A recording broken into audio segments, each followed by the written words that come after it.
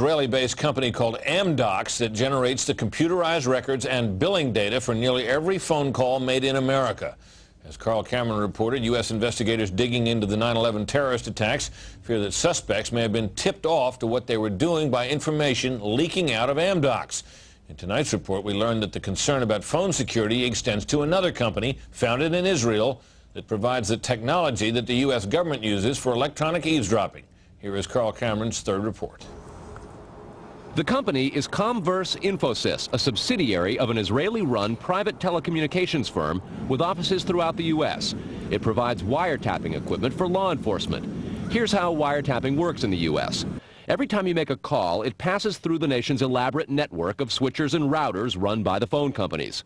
Custom computers and software made by companies like Comverse are tied into that network to intercept, record, and store the wiretapped calls, and at the same time transmit them to investigators.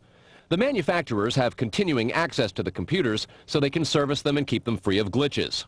This process was authorized by the 1994 Communications Assistance for Law Enforcement Act, or CALEA. Senior government officials have now told Fox News that while CALEA made wiretapping easier, it has led to a system that is seriously vulnerable to compromise and may have undermined the whole wiretapping system. Indeed, Fox News has learned that Attorney General John Ashcroft and FBI Director Robert Mueller were both warned October 18th in a hand-delivered letter from 15 local, state, and federal law enforcement officials who complained that, quote, law enforcement's current electronic surveillance capabilities are less effective today than they were at the time CALEA was enacted.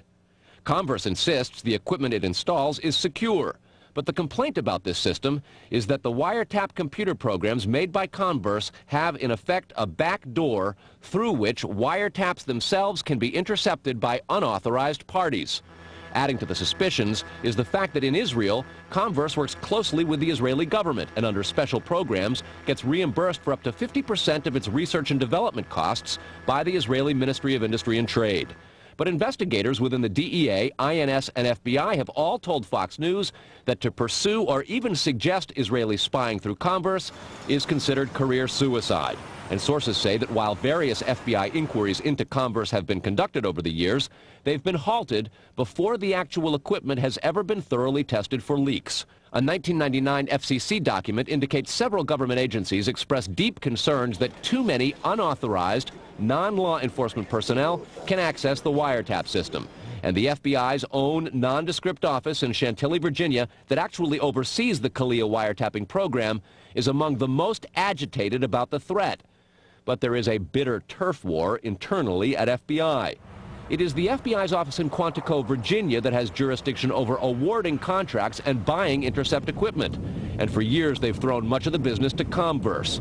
A handful of former U.S. law enforcement officials involved in awarding Comverse government contracts over the years now work for the company. Numerous sources say some of those individuals were asked to leave government service under what knowledgeable sources call troublesome circumstances that remain under administrative review within the Justice Department. And what troubles investigators most, particularly in New York in the counterterrorism investigation of the World Trade Center attack, is that on a number of cases, suspects that they had sought to wiretap and surveil immediately changed their telecommunications processes. They started acting much differently as soon as those supposedly secret wiretaps went into place. Brett? Carl, is there any reason to suspect in this instance that the Israeli government is involved? No, there's not, but there are growing instincts and an awful lot of law enforcement officials in a variety of agencies who suspect that and have begun compiling evidence and a highly classified investigation into precisely that possibility. Brett? All right, Carl, thanks.